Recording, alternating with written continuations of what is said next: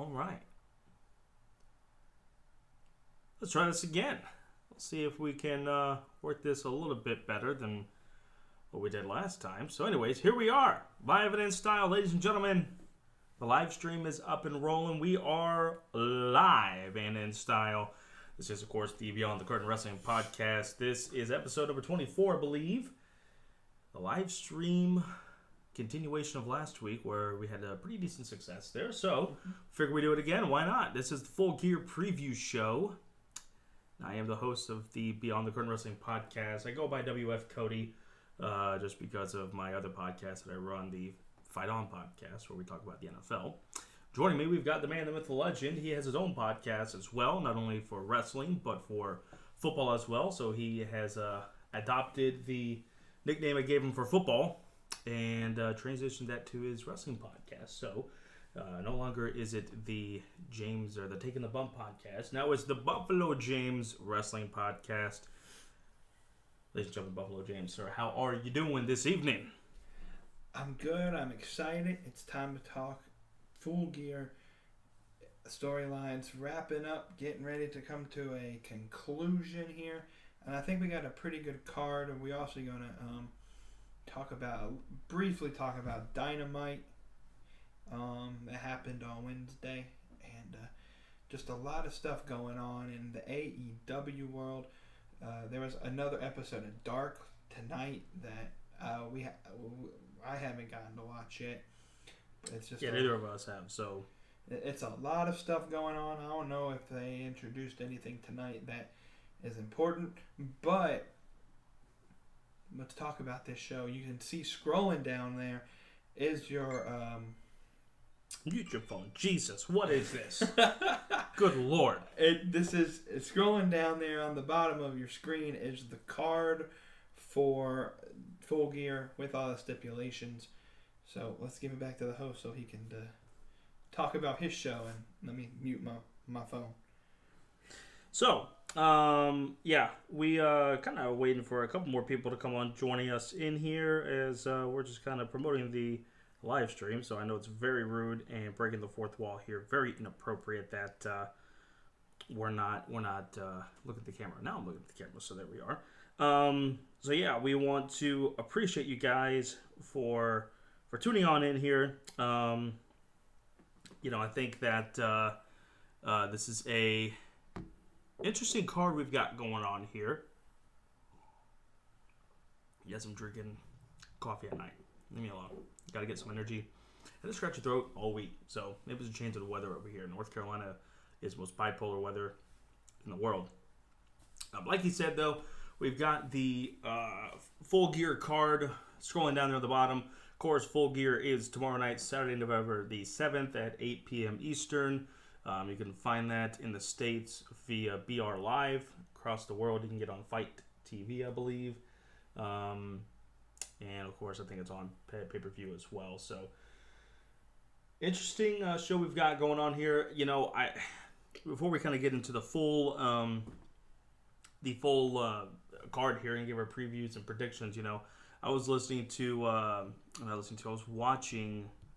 I am so behind this. I read an article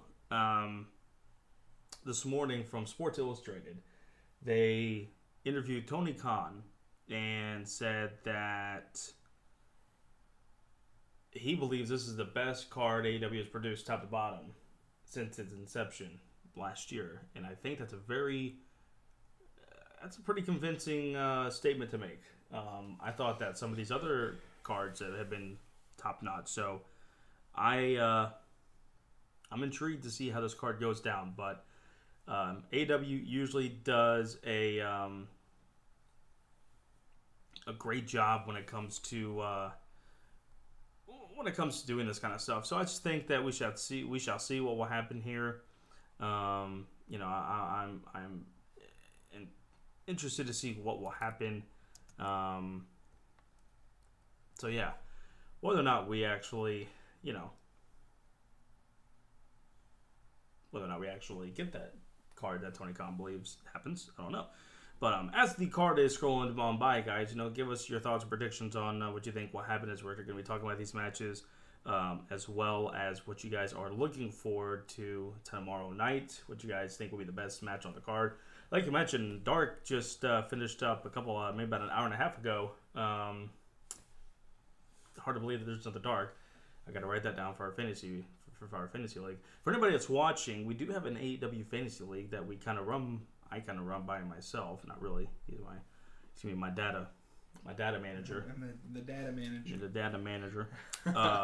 So we're our last show for this first season will be tomorrow night for Full Gear, and then we're gonna be redrafting either Sunday or Monday, kind of depending on everybody's schedule, and then doing the second season, which will start Tuesday, which will be the first AEW show since Full Gear, and we're gonna go all the way through February through Revolution. So if you're interested, hit me up at Twitter at BtheCpod18. Send me a DM or mention me in a comment or a tweet.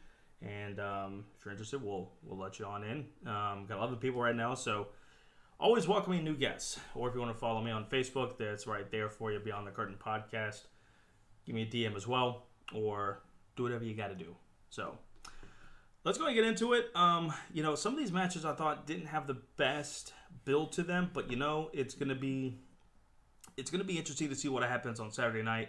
I think that AEW still produces well. They produce great, so I'm not going to say that this is going to be a horrible card. I'm not going to say this card has no excitement to it. Some of these matches for sure have great excitement to them, in my opinion. Some better than others. But, hey, let's get into it. We're going to start off with the buy-in card that we do know for sure will take place before the pay-per-view. So I'm going to hold my tongue on why I believe this thing is on the show. But the buy-in will feature an NWA Women's World Title match between Serena Deeb, the champion, and Allison Kay. Both of these ladies are, I don't know if Allison Kay is solely with NWA or Impact, but I know that she previously was in Impact as Sienna. I'm way off. Started with an S. I knew that. Serena Deeb just recently got signed to an AEW contract, and she's the NWA Women's World Title Champion. So, I mean, hey, whatever works here. It'll be fun to see Allison Kay on an AEW show. I wish it wasn't on a buy-in, but, I mean, hey, it is what it is. All I'm going to say about this is if we get a title change and it's the women's title and it's not the AEW women's title.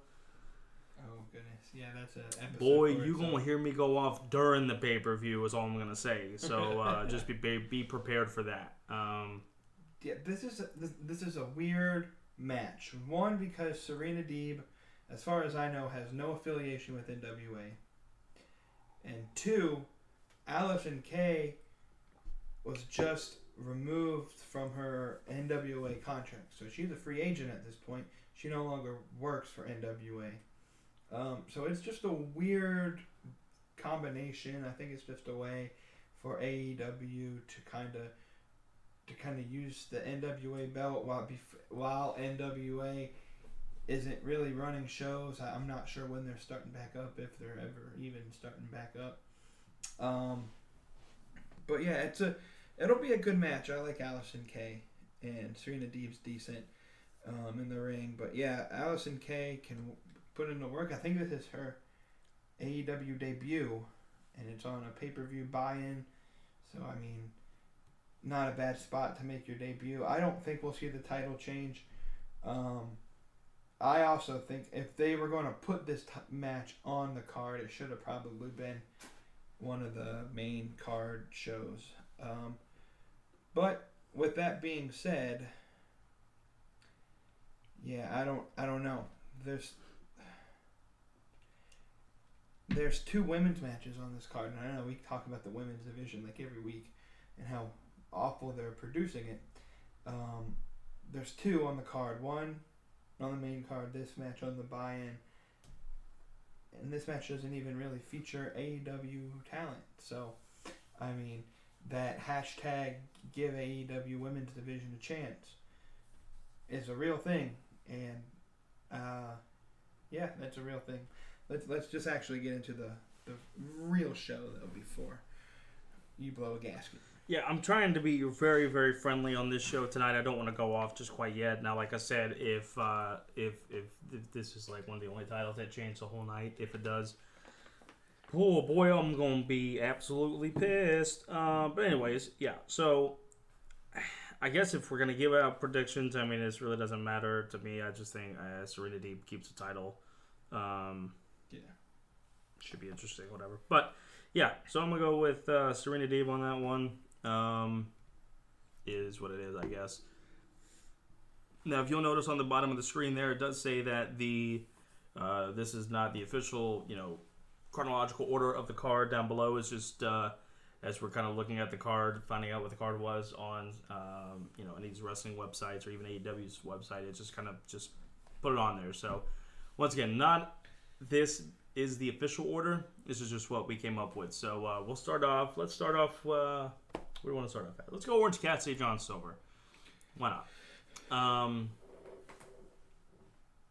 It's an interesting match. I don't know why match is happening, besides the fact that they've kind of had a couple run-ins because I think the Dark Order was fighting best friends at one point, and Orange Cassidy kind of made a save, and they've had a run-in, and John Silver is just kind of this comedy gimmick mixed with Orange Cassidy's comedy gimmick. This is just a pure comedy match right here. This is their comedy segment.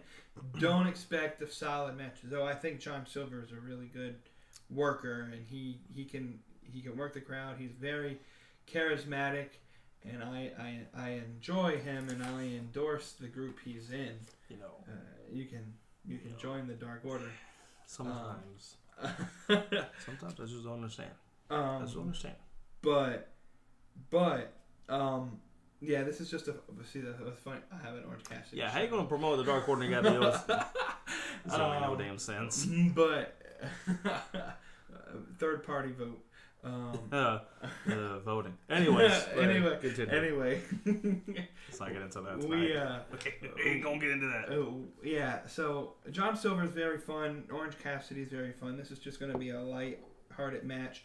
I don't actually think it starts the show off. I think that knowing AEW's usual plans, they'll probably start off with a title match, and this will be somewhere in the middle of the card just to kind of give you some time to cool off a little bit, build your energy back up for the rest of the card. But it'll be a fun match, and it'll be nothing big. I think John Silver loses. So you're going the OC on that one, huh? OC, yes sir. Understandable. I'm gonna go with Orange Cassidy on this one as well. Like you said, yeah, that's probably a spot on. AEW likes to hit off the show with a bang. Whether that's the Omega Hangman match, whether it's a title match, it'd be funny as hell if it was the AEW World Title match that went on first. I would laugh my ass off. I mean, it wouldn't shock me if it was Jericho versus MJF. Yeah, that's true too. I agree with you. I don't think this match. I pay this one first just because of the relevancy on it. It doesn't really have anything fighting for besides just a win and loss. So, interesting that John Silver is getting a pay-per-view match. I'm not saying he's a bad wrestler, like you said. He's fantastic. He's definitely one of those people that definitely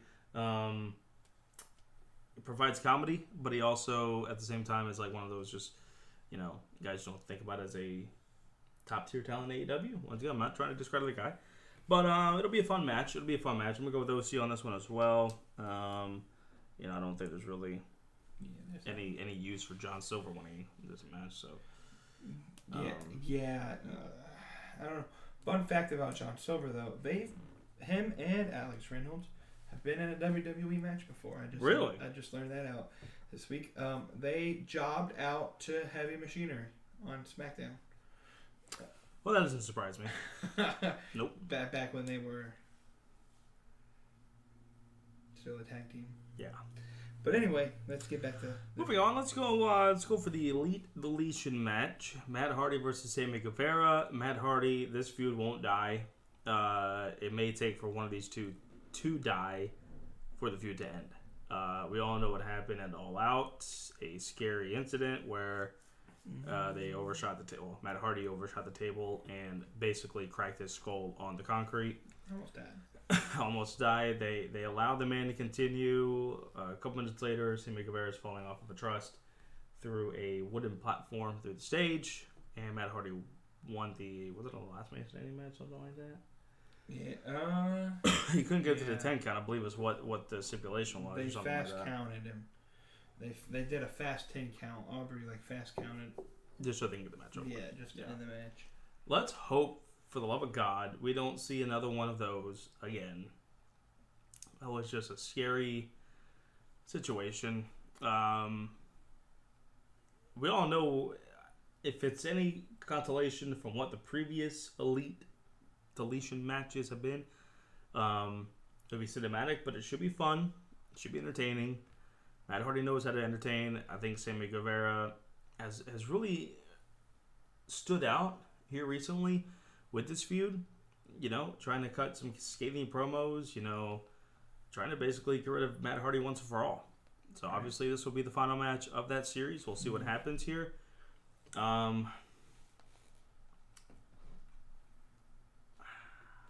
This is such a tough choice because it's always a Hardy you want to go with for deletion. They got the home field advantage. Why would they lose? But why would Matt win the feud? What's there for him to gain? So I'm gonna go with Sammy Guevara.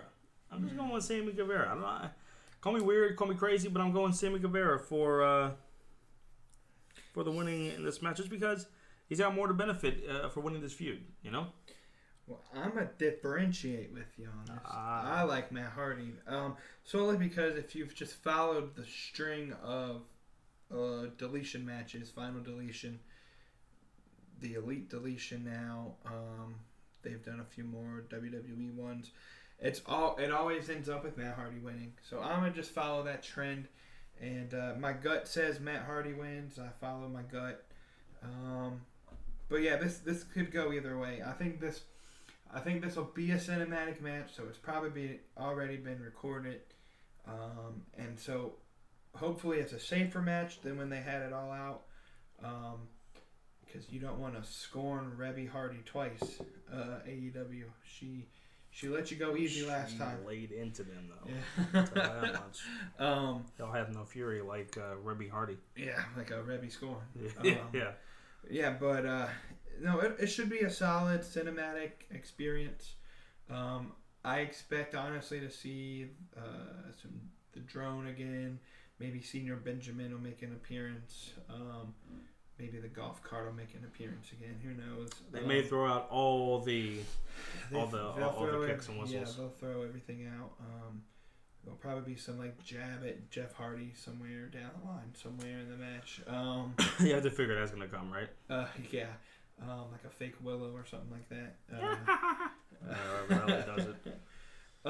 But yeah, it'll be interesting. It'll be, again, kind of like the Orange Cassidy John Silver match. One of those things that'll kind of transition from big match with a lot of energy to let the fans kind of recuperate and regroup and just catch their breath a little bit. So yeah, I got Matt Hardy winning it though.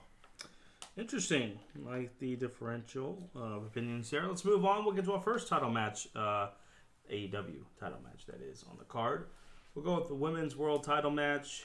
It's going on the screen now? Yeah, exactly, right there. Look how perfect was that. Didn't even notice that. I was just throwing it out there. Magician. Yes, sir. Hikaru Shida defends her world title against Nyla Rose with Vicky Guerrero at ringside. This match has no build.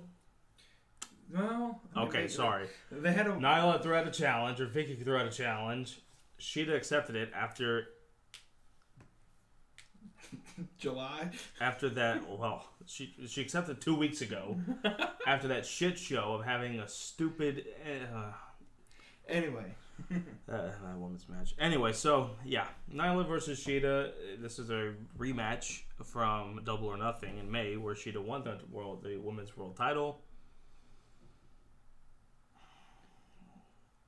I just don't know who to pick here. There's just no build to it that makes me think one way or another. There's been no attack. There's been nothing. Your gut kind of wants to say Shida just retains here, but do you make Nyla Rose lose to her again? Yeah. AEW can be unpredictable with these things, and this is just the one match that I'm just not. The Silver or Orange Cassidy at least will provide me with pretty good entertainment. And I'm not going to say that Shida and Rose won't provide a good match. That Double or Nothing match probably was one of the best women's matches AEW has had in its history. Probably one of the top 5 women's matches in the last 5-10 years. So I'm not going to say that these girls don't know how to put on a good match. There's no build to it. Yeah. I don't know how to go with this one. I just don't know where you could choose either one. Mm-hmm. But it's just weird that if Nyla loses, why would she lose? Yeah. Nobody gains anything, I don't think, in this match. That's a title, but I mean, yeah, it's like, oh, you won a title. Storyline. To me, though, this seems kind of like a transition match to build towards either a new female coming out or a returning female. And that returning superstar is going to get their push. So, with that being said, I'm going to keep Shida as the winner.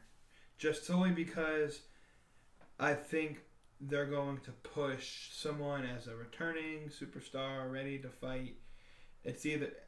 See, then you could return and Nyla could win, be the heel, and they have this babyface return, someone like Statlander. And it would make perfect sense to have Statlander fight Nyla Rose for the belt, given that Nyla Rose busted her leg. I still think Shida wins it. So, there's just no build.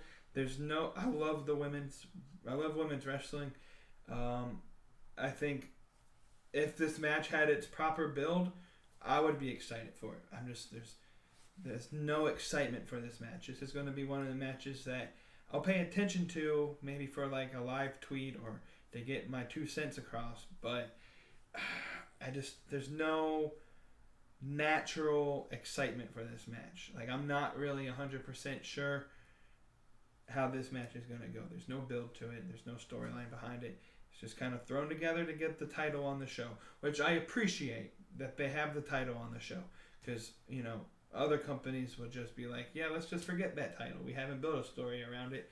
Let's just act like it doesn't exist for a month or whatever. So at least they have it on the show. It's just, we go back to it time and time again, like literally almost every show. This division needs to be built a little bit better and to build excitement for that women's division. But yeah, I'm going Shida with the win, though. Yeah, I just think that it doesn't add up for Shida to fully lose. I just don't see why she would lose. I just don't like the fact that they just had this versus Nyla. They just rushed this, and it just didn't make any sense. So I'm going to go with Shida. And, yeah, that's all I really can say about that, to be quite honest with you there. Let's go to a pretty highly anticipated match. MJF versus Chris Jericho. Obviously, the stipulation is here. If MJF wins, he will join the Inner Circle. Don't believe there's really any incentive if Jericho wins. So, yeah. So there's that. Jericho, MJF. This one of the highly anticipated matchups of the card. I think this will be one of the better matches on the card for sure. And I'm not going to say that because I'm a Jericho mark or an MJF mark. I'm saying that because I think this is going to have very good storytelling in the match. I think last week I put the 3 different types of things that I think could happen in this. I think that either MJF wins due to the Inner Circle betraying Jericho in the facet that MJF bought him out. MJF comes in with his group of his own and challenges the Inner Circle and causes Jericho to lose and basically takes over the Inner Circle. I don't know how that would work, but it makes sense in my mind. Or just Jericho wins and MJF has his new boys come and beat down the Inner Circle. So, this is a tough one to pick. You would think that Jericho wins here. Right. But MJF has been clamoring that he wants a group to join. He wants a group. And he's profoundly said he will do anything to win the match. Mm-hmm. Which makes me think something's going to happen. Something has to happen for that. You got to hang your hat on that word, anything, pretty intently there. So, for that reason alone, I'm going to pick MJF. And just because he's on my fantasy team for at least one more night, so I have to pick him. So, I'm going MJF on that one. Yeah, the last time you picked MJF to win a pay-per-view match, it didn't really work out for you. All so, right, listen. Yeah, but no, so listen, I'm gonna give you who I think it will win, and then I'll explain why. I think MJF will be the winner, but I think this is where you get your Wardlow heel turn on MJF, and he'll turn mid-match on MJF. If you look at the card, so I like the way the card, when you look at the card, the way it's written out, it says Chris Jericho versus MJF with Wardlow. So it doesn't say that Pride and Powerful or Sammy G or Hager is coming out with Jericho. So there wouldn't make any sense for Jericho's boys to beat up MJF. But there's Wardlow specifically written on the match card. I think Wardlow turns here. It's been kind of brewing that Wardlow has been a little bit agitated with Chris Jericho. And then Chris Jericho during commentary on Dynamite this past week was saying like he would love to have Wardlow in the inner circle and MJF in the winner circle, and that he wants someone that has a mean streak, and that MJF was soft. And you can build Wardlow as a legitimate guy that has a mean streak with a heel turn here, and you can paint MJF off as soft, and you can kind of Wardlow takes MJF's spot, and who knows, you can go down the line and have a match, maybe not at the next pay-per-view, but on a Dynamite somewhere where Wardlow and MJF fight for that spot in the inner circle. So I think you see a Wardlow heel turn, but that gives MJF via disqualification the win. So it'll be interesting to see what happens there. But yeah, I think we get a heel turn there. Interesting. It'd be an interesting aspect of him if Wardlow does turn heel. Where does MJF go from there? But he can do it on his own too. So I don't think he needs somebody like that to help. Then the thing would be, what about Hager and Wardlow? How would that kind of thing, interface each other in a way? Interesting dynamics there, but I'm interested to see. And then you take a look at it that way. Wardlow turns, he can join the inner circle. Well, technically MJF wins, so he has his claim that, hey, I won, I beat you, let me join the inner circle, and that's how they throw out. You want to get in, you got to beat Wardlow to get your spot in. Interesting. That could work. Speaking of working, this next match is gonna have a lot of working. A lot of work. This might be the match of the night here. Former tag team champions now facing each other in the AEW World Title Eliminator Tournament Finals. The winner of this match gets a future world title shot down the road. Hangman Adam Page versus Kenny Omega. One of the more anticipated matchups of the year, ever since these guys were a tag team. The unfortunate part is when you become a tag team and you do well, you win a title, the next thing is, all right, when they going to break up? Right. And this was, planning the turn. And this was not your ordinary breakup. They lost the tag titles. Paige kind of wanted to stay as a tag team. Said, you know what? Let's dust ourselves off. Let's get back in there. Let's go give them hell. Omega really wasn't having it. He was like, you know what? Good luck to Paige, but I'm setting my sights on the world title. Yep. And then slowly we're starting to see this turn of Omega becoming more of a selfish guy, all about himself, doesn't give a damn about anybody else, will fight anybody else to get what he wants, which is the world title. So you got an interesting contrast of characters here. If you were to tell me a year ago who was the up and comer or the star of AEW of the elite, you can make a case for Kenny Omega. You can make a case for people saying that Adam Page was pushed too early. Mm-hmm. Definitely thought was, especially with All Out, all the pressure was on him, and I think that just that character he had beforehand, just too goody. Mm-hmm. Just too goody for him. Too much of a baby face. Now a year later, Adam Page is probably the most over guy in the company, and Kenny Omega is now starting to get that transition of the cleaner, starting to get that a little bit, get the longer entrance, the flamboyant entrance with the two Japanese girls with the brooms. Justin Roberts going off the plethora of accolades that he's been getting, including his best friend who lives somewhere in North Carolina. Which I'm still think it's one of us, but I mean, it has to we be, haven't right? been told yet. We haven't been told. Kenny, I'm still looking for that tweet. Just come out and say it's me. Yeah, Kenny, it's us, right? I mean, You just have to type it back. yeah, it's fine. Just at BtheC Pod. Hey guys, you know what? It is you guys. Sorry for the delay, to keep you waiting. Whatever. Here's front row seats. Front row for COVID front row seats. All right, six rows. A seventh row D. But anyway, so one of the more anticipated matches on the card for sure. I think this is going to be probably match of the night for sure. I'm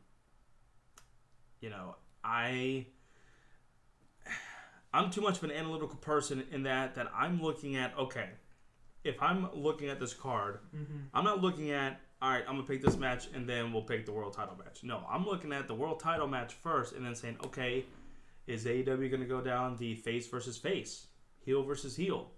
There's really not, Kenny could probably be, the heel once he fully turns. Are you looking at Moxley versus Omega? 2, you're looking at Moxley versus Hangman. You're looking at Eddie versus Omega, or Eddie versus Hangman. And that's just something that I'm looking at first, because what kind of matchups, what kind of styles are we looking at here as far as the potential future title shot?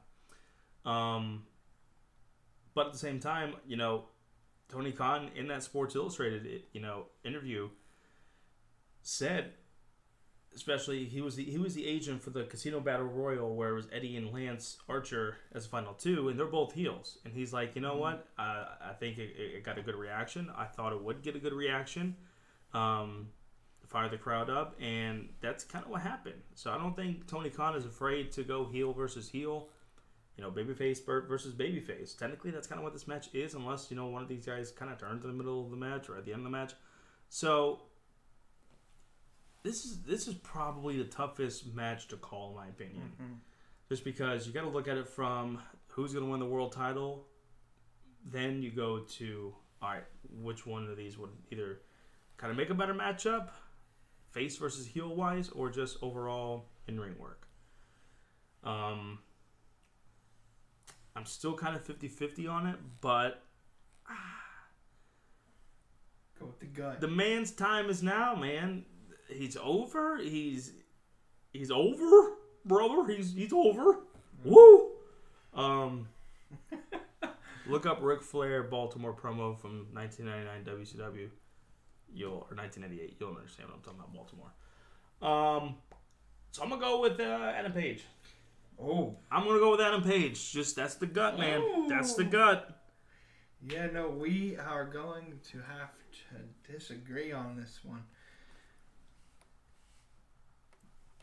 It's so hard. Omega. It's so hard. No, I'm with you. I'm 50-50. I'm leaning towards Omega, just because. Come on, give us the cleaner. Give us the cleaner. Let us see it happen. They've been teasing at it. Yeah, his entrance, the brooms, everything. Yeah. We kind of saw a glimpse of it when he fought Moxley the first time. So, come on, just let him work. I don't think he benefits from losing this match. I think with Hangman Page, you can put him in line for something else, a TNT title shot if needed, or put him somewhere and let him build his way back up. I like Hangman. I really do. I love his character. I think he's over, but it's just time. It's time to let all the Kenny Omega haters finally see what the plan was for Omega, that he wasn't initially going to push himself to the moon, and now's his time. Let him get his opportunity to shine here. I'm going Kenny Omega. And I think this match is coming in as probably like the most emotionally invested match that any fan will have. I agree. But I don't think people are expecting it to be like match of the night. I think this might shock everybody. This might be match of the night written all over it. And I don't know. I don't necessarily look at this from a titles perspective. Like, they get a future title shot, but it doesn't say when. My expectation would probably be it would be at the next pay-per-view, and so much could happen in between that next pay-per-view. I like Omega. I like the opportunity for him to finally get a title shot. I don't think outside of the tag titles, he hasn't had a title shot anywhere else. So it's time for him to get his title shot that I think he thoroughly deserves, regardless if Taz says that he don't and his guys should be first in line and blah, blah, blah. This is Kenny Omega's time. Taz and Hulk and Mr. Pretty Boy can go sit on the sideline somewhere else and wait their turn in line. Let the cleaner get the belt first. This match is like 51-49. You could go either way. I'll probably change my mind 4 times before the show even starts, probably once in between when the match starts. I don't know what's crazier, just the fact of even though I went with Hangman, I just don't know for sure. I'm so back and forth on this. I don't know what's crazier, this or Pennsylvania or Georgia in the election. I'm not exactly sure. They're back and forth. They're 51-49 either way. Moving on, we'll get to our next championship match, which will be TNT title match. Oh yes, Cody Rhodes, and yes, we can finally say Cody Rhodes is back. Cody Rhodes will defend the TNT title against young and insane man, stunt man, skateboard man, Darby Allin. What was that? What was that? That's the crow. What crow for what? You know the crow's gonna show up. Brandon Lee coming from the dead? What the hell are you talking about? The crow coming back. The Stanger. The Stanger, man.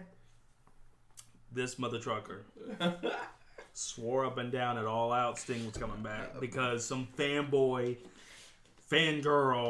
spread the rumor on social media. I'm the biggest Sting fan I know. And I was like, shut up. It ain't happening. And then guess what? We're at another pay-per-view. The rumors are yet spread back around. This one, I think, has a little more legitimacy than the first one did because Darby's been shown in the rafters, hanging around by himself, watching the matches. I get it. Yes, would it be cool to see the man come back? Yes. I'm going to make a guarantee here. I'm making a guarantee right here. Pulling that word out, huh? It ain't happening. It ain't happening. I guarantee that All Out. It didn't happen. It didn't happen. It ain't happening. You don't see on the ticker down there the possibility of somebody showing up. It ain't happening. Put money on it. It ain't happening. And if he does come out, I'll be the first one to come out Sunday afternoon or Sunday night after I get off work and make a video and apologize to every single person that's watching this stream and say, I failed you. I was wrong. You were right. But it ain't going to happen, so I ain't got to worry about it. On to the match. Cody is getting more of a mean streak in him, shall we say. Mm-hmm. He's definitely come out as more of an arrogant, egotistical guy after his comeback. Darby, of course, still that silent guy. Put his head down. Looking forward to the challenge, as he always does. His promos and vignettes, of course, are always the ones that carry him away.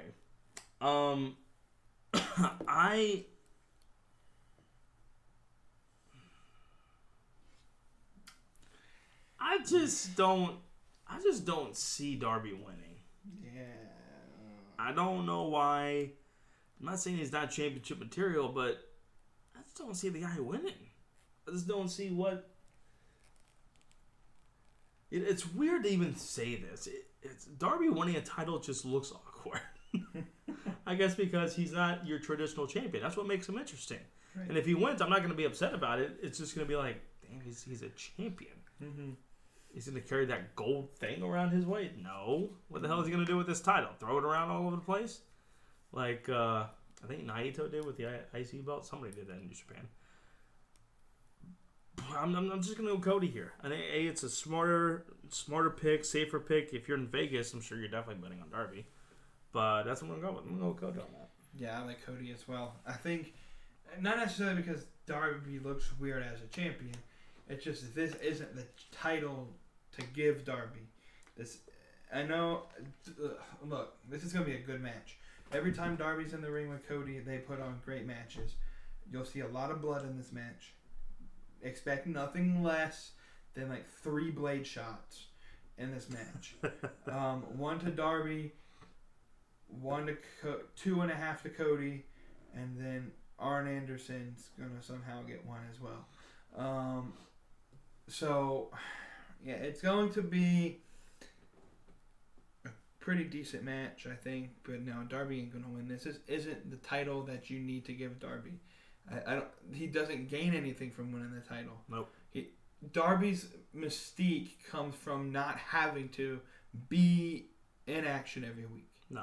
His mystique is that he can just kind of prowl around and just sneak around and kind of be that weird, mysterious character. I mean, kind of like Sting, in some ways, which is why Sting is going to show up on Saturday, and he's going to help the man Darby do his thing. Once again, I will come on this channel. I'll do it on social media. That was weird. Social media. Social media. I will have a public apology and say that I was wrong and you were right. Go ahead and start writing it. I ain't writing squat because it ain't happening. Go ahead and start writing it because the Stanger is... Stanger is staying retired, all right? Leave the man alone. He's in a higher risk for COVID, man. Leave the man alone. Not as high as Ric Flair, but he's there. Hey, brother. I'm going to get COVID, brother. Woo. Yeah, no. Cody wins this. It'll be a fun match. It'll be kind of like... It'll probably be one of the matches where it's like, all right, Orange Cassidy just beat John Silver. Hey, quick, let's throw the TNT title on here. And then let them start to build the energy back up. And then you throw another big match at him. But yeah, give me Cody to win this one. I mean, hey, Darby could surprise us and win the match. I mean, they had a match or two before, and Cody won, or they had a draw on one, and then Cody won the other. So yeah, every bit of possibility Darby could win this too. They drew the first one, and then Cody won the TNT title tournament. Yep. With that dumbass rollover pin. That was. We'll forget that. That was something else. Let's hope this finishes a little bit better. You damn right. Yeah. But yeah, let's get to the. Next, we will go to our semi-main event, which I don't know if it will be the semi-main event, but it's on the list of ours that it could be. World Tag Team Title Match. FTR, the defending champions, versus the Young Bucks. We got a couple stipulations in this. In this match. Tully Blanchard is banned from ringside, which hurts me fantasy points wise. Maybe he can deliver a promo before the match. That'd be great. Secondly, do y'all remember last year at Full Gear? There was a certain stipulation for a certain match that happened. Well, if you are thinking back to your memory box and you're thinking, wait, wasn't there? Yes, there was. And 1 year later, here we are again. Last year, it was Cody giving the stipulation if he lost the AEW World Title match to Chris Jericho, he would never challenge for the world title again, thus creating the Cody Rhodes TNT Championship in the process. So the second stipulation is if the Young Bucks lose, they will never ever challenge for the World Tag Team titles again. Definitely one of the most anticipated matches in AEW in its early history. Yeah. They have been teasing this match for years. Years and years and years. I'm proud of AEW for waiting to give me this match. I thought they were going to give it to us at All Out. I was like, they're going to rush this thing. This is not going to be good. I did predict that I thought the first match would be a tag team title match. Although I thought the Young Bucks would be the champions and FTR was going to be challenging for it. Not the case. FTR is the champions, and the Young Bucks are challenging for it. The Young Bucks, and I'm glad that's the way, and I'm glad that they've held off on giving us this match until tomorrow night. They have built up these Young Bucks as kind of like Cody. just this mean streak in them. They're not the technical heels here, but boy, oh boy, they've got a mean streak in them. And FTR, without Tully, what are they going to do? Are they going to create some kind of, distraction, fan in the crowd, dress up as something, and then Tully comes down and cost the Young Bucks the match? Mm-hmm. We've seen before that the Elite is not selfish and that Cody won't challenge for the world title, but then he got his own belt. Just kidding. So will that happen here at the Young Bucks? I just don't know if FTR is ready to give up the titles yet. I think they've got a better path ahead of them. But the Young Bucks, time could be now. I don't think it matters when and if and when any of these guys win a championship, they're going to go, oh, see, they're pushed themselves. Mm-hmm. You see? It could be 5 years from now and Hangman Page wins the world title. Oh, you see? They got to push themselves. Always got to come out as a laughing in the end. First of all, shut up. Second of all, they deserve it. So, this is a tough one.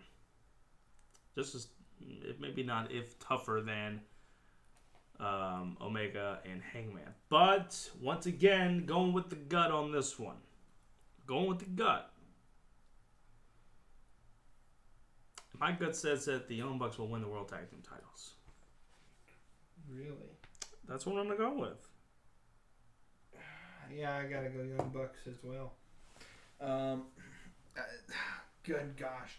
This match has been years in the making. It's going to be a really good match. I just think it comes down to, and this is maybe the booker in me, or the wannabe booker in me. You just don't let the same stipulation have the same result twice. That makes wrestling too predictable. So, to me, Cody lost last year. The Young Bucks have to win this year. I think having your star tag team lose and never be able to win that belt, it kind of ruins the, I don't want to say the intrigue for the belt, but what purpose does the Young Bucks serve outside of competing in the tag division? And then knowing, hey, you can never fight for the belt, what is the purpose then? So yeah, I see the Young Bucks winning. This is their time. This is who is the best tag team right now? FTR. I mean, they have the claim. They were numbers for the company up north, and they're doing pretty good for AEW right now. Or the Young Bucks, who everything they've touched in the past several years has been almost golden. I like the Young Bucks in this opportunity.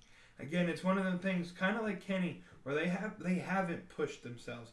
My only concern, though, and I did read this, would be, can Matt Jackson actually fully compete? He said he's ready for this, but he has a legit knee injury, an MCL injury.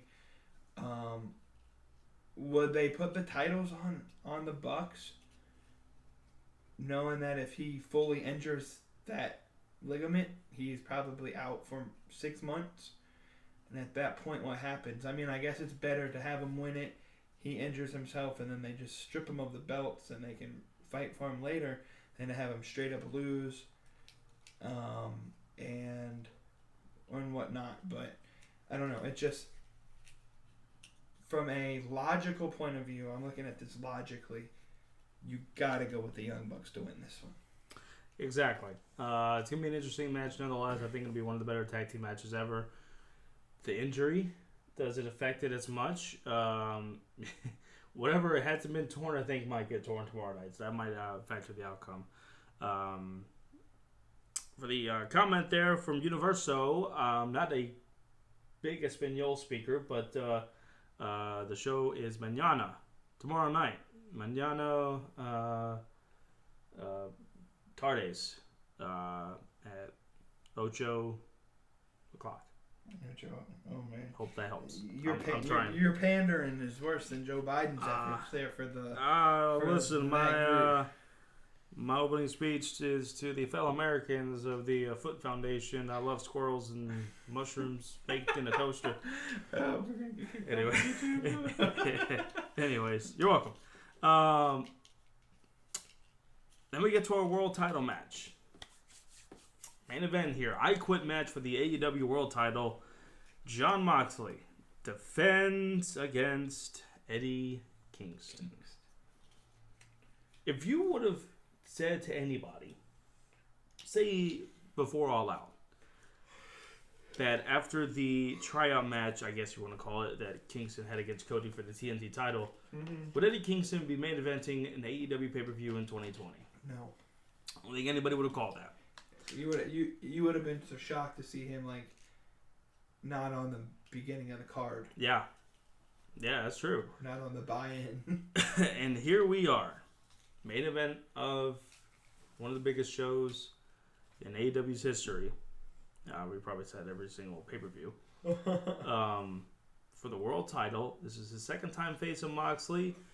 Kingston has claimed that he never got eliminated in the Casino Battle Royal. He got a shot at the world title. Didn't tap out. Didn't quit.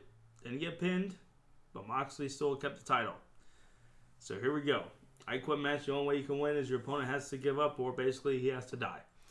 Boy, oh boy, am I expecting a bloody bath in this one. This is going to be an intense matchup. I'm looking forward to this. This is going to be kind of like one of those boxing fights that's just going to be, a 10-round ass-kicking contest. Last man standing wins. I'm going to go with Moxley on this one. Mm-hmm. And the main reason is not because I don't think Eddie Kingston is world champion material.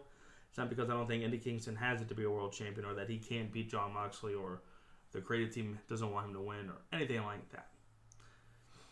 Lance Archer. Mm-hmm. Lance Archer is going to factor into this pay-per-view somehow, some way. The reason why I say this is because if anybody's been watching Dark recently, he's been making claims here that he's coming for Eddie Kingston. He's been going through talent on Dark, beating the hell out of everybody, and both Jake Roberts, his manager, and himself have been making claims, hey, we're coming. We're coming. So, it's going to be an all-out brawl, physical, intense matchup. Could go on forever. But I think Lance Archer somehow, some way, comes in and factors this outcome. And we get somehow, some way, a retaining Jon Moxley of the World Championship. What about you, sir? If you would have asked me if I knew who the hell Eddie Kingston was, 6 months ago, I would have had to been like, is he related to Kofi? But no, he ain't related to Kofi. This man's a trash talker, and he's won me over. This is going to be a fantastic fight. I really do believe that. Fantastic match. This is... Eddie Kingston has the body of a wrestling fan. I heard this description. Body of a wrestling fan, but the mouth of the best wrestler in the world. He can go toe to toe with any of the elite microphone guys, talkers, and all of WWE history, but wrestling history as well. I don't know where that was going, but it was weird. But all right, we got it. But yeah, no, I'm gonna do it. I don't know why. I just have this feeling. I can't explain it. I think Eddie Kingston wins this match. I don't know why. I can't explain it, and it's probably a bad feeling in my gut. But when I think about this match, you just don't build this man from nothing to everything. Put him on the show. Have him just run AEW essentially as one of your top heels, and not get him anything. Not give him the title. I don't think it really makes sense. There's a lot of personal history, it seems like, in this match. I like the chances for Eddie Kingston. I really do. And This man might shock everybody tomorrow. Main event, you'll hear a new AEW World Champion, Eddie Kingston. That would be weird. I'm not gonna lie. You would have never expected Eddie Kingston to be a champion. Not the third ever AEW champion. That's crazy. It's almost been a year and there's been only 3 champions. So AEW's learning. You don't have to change the title 400 times. Absolutely not. You just got to put on good matches and at least have the title on the show. So I like it. I like it. Yeah, give me Eddie Kingston. Interesting selection. And I'm not discrediting you for that. I just think it's going to be an all-out brawl. One for the ages for sure. One of the better world title matches I think we'll ever see. So I'm expecting a lot of weapons to be used here. I'm expecting that canvas to get peeled back, exposing the padding, and they're going to hit some wood. I think it's going to be a very, very you got to think crazy also, match. Kingston ain't by himself either. So, it's his little family. Even if Lance Archer does show up, can he even get to Eddie? That's a good point, too. I don't know if Eddie's going to come out alone at ringside, if Butcher the Blade and Bunny are going to be there, if the Lucha Brothers are going to be there. Maybe the Lucha Bros break up. Maybe they kind of cause the Lance Archer to get through. Maybe Phoenix or Penta turns on one another and helps Archer beat him up. That's giving Archer the chance to go after Eddie. What if they both turn on him? Yeah. With the returning Pac. That would be something. And the Death Triangle is resurrected, but with a different veteran to this. Not sure. I'm sure it's been paying attention all night, but I'm not sure why the font there just kind of stopped after Orange Cassidy versus Joe. Joe Biden. Versus John Silver. Not sure where that happened. But anyway, so yeah, there's our prediction, guys. We'll fix that next time for the scroll down. I'm not sure why I did that, but you probably ran out of character limit. See, I had a whole thing for Dynamite last week, and it was a bunch more. Oh well. But anyways, that's what happens when it's live. We can't edit this. So. Yeah, I could, but I didn't really. It's there. It's there. It's in. Ain't worry about it. It's been there for 15 minutes now, almost an hour. Oh well. But yeah, so man, I appreciate you guys for tuning on in, for sticking with us here. I promise you, be a little bit earlier than what last week's live stream was. It was a little bit earlier, but not that much. I ran a poll on Twitter before we came on the air of what matches were you guys looking forward to tomorrow night. I put on here, of course, it only gives you 4 options on Twitter. I put you guys looking forward to the Bucks versus FTR, MJF versus Jericho, Moxley versus Kingston, or other. 33% is a 3-way tie. 33% for the Young Bucks versus FTR, Moxley versus Kingston, and other. MJF versus Jericho didn't even get one poll. One vote. Kind of a small sample size, but it is what it is. So yeah.